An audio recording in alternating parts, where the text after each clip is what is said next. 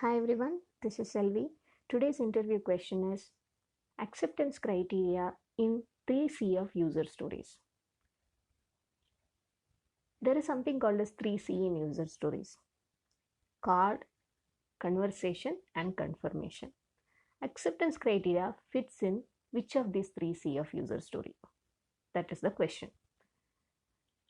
Acceptance criteria fits in confirmation. Okay, now let's try to understand what is there in this confirmation, what is there in the other two C's as well. Okay, in 3C, the first C is card. Card always talks about the title of the user story. When I say title, title always has a structure which talks about for which user we are doing, for what goal we are doing, and for which with this functionality, what is the benefit we are going to get. So it talks about role, goal, and benefit in the title. This is called as the card. For example, as an admin user, I want to create a product so that it can be used in my portal. So there is a portal. We have a portal for the overall product catalog.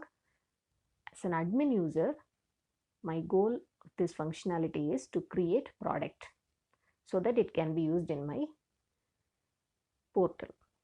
So we talked about the user type, that is admin. We talked about what is the goal, that is creating the product.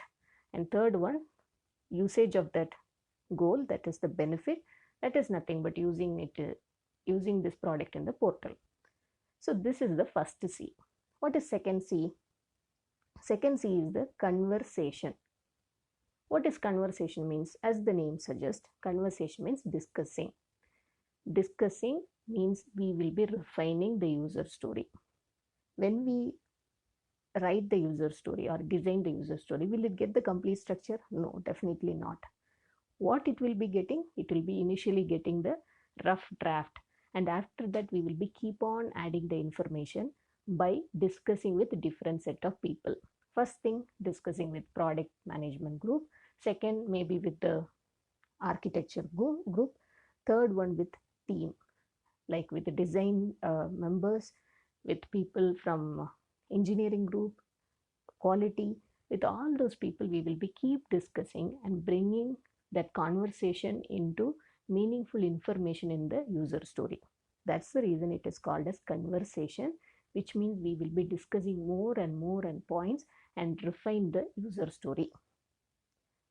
The third C is confirmation, which is our acceptance criteria. Okay, why confirmation acceptance criteria? Means acceptance criteria holds all the information that need to be implemented, starting from what are the use cases that need to be covered, who are the users who are going to be using that functionality, whether it should be only for admin, for non-admin users, what is the functional scope, what is the non-functional scope, whether documentation is required or not, whether testing is required or not, what is the scope of this functionality.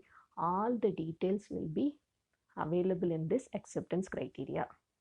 So acceptance criteria allows every part of our group.